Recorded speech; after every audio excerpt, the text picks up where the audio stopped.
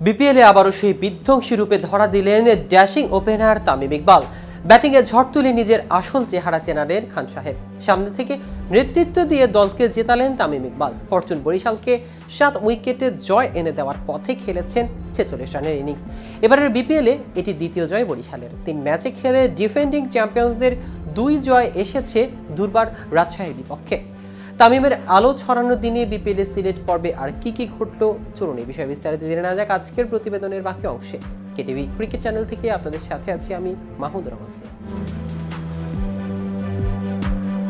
169 run তারার শুরুটা অবশ্য ভালো ছিল না তামিম ইকবালের দলের। দলীয় 12 রানে আউট হন ওপেনার প্রীতম কুমার। তবে 3-এ নেমে প্রীতি আক্রমণ শুরু করেন কাইল মায়ার্স। 24 রানের ইনিংসটা খুব বড় না হলেও 3-4 ও 2 ছক্কা ওয়েস্ট ইন্ডিজের ব্যাটার দলের আত্মবিশ্বাস বাড়িয়ে দিয়েছেন। বরিশালের জয় নিশ্চিত করার পর প্রতিপক্ষের অভিজ্ঞ পেসার শরীফুলকে যেন সান্ত্বনা দিচ্ছেন তামিম। মায়ার্সের সেই আত্মবিশ্বাসের চড়েই পরের দুর্দান্ত সব শটে এবারের বিপিএলের 50 ইনিংসটি সাজান তামিম ইকবাল। মায়ার্সের পর 13 রান করে তৌহিদ হৃদয় ফিরে গেলেও নিজের আক্রমণাত্মক ব্যাটিংয়ে তাসকিন আহমেদ, শরীফুল ইসলামদের ওপর শাসন করতে থাকেন বাহাতি ওপেনার। যেভাবে ব্যাটিং করেছিলেন 50 ইনিংসটিকে হয়তো সেঞ্চুরিতে রূপ দিতে পারতেন, যদিও রাজশাহী দেওয়ার লক্ষ্যটা আরও বড় হতো। তবে ওপেনিংয়ে নেমে জয় নিয়ে মাঠ ছাড়তে পারা হয়তো সেই আক্ষেপ ঘুচে গেছে তামিমের। 179.16 স্ট্রাইক রেটে 86 রানের ইনিংসটি সাজিয়েছেন 11-4 ও 3 ছক্কায়। 3 ছক্কা শেষটিতে দলের জয় নিশ্চিত করেছেন তিনি। দলের জয়ের শেষের দিকে 34 রান করে তাকে দারুণ সঙ্গ দিয়েছেন মুশফিকুর রহিম। উইকেটরক্ষক ব্যাটার 1 ছক্কার বিপরীতে হাঁকিয়েছেন 4-4। চতুর্থ উইকেটে 76 রানের অবিচ্ছেদ্য জুটি করেন দুজনে।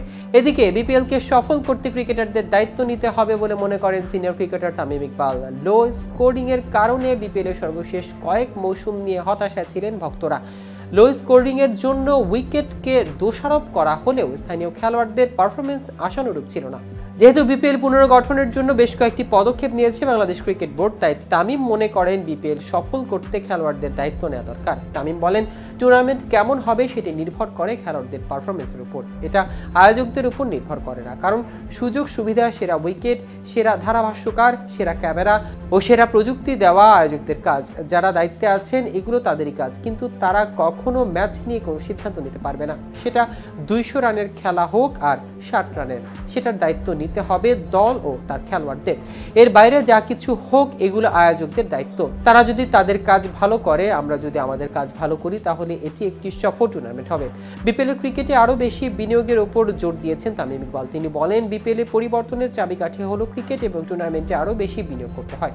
তো ভিউয়ার্স, ভিডিওটি সম্পর্কে আপনাদের কোনো মতামত থাকলে আমাদের কমেন্ট করে জানতে পারেন। সাথে সাথে নিয়মিত ক্রিকেট আপডেট পেতে কেটিভি ক্রিকেটের সাথে থাকুন। ধন্যবাদ সবাইকে।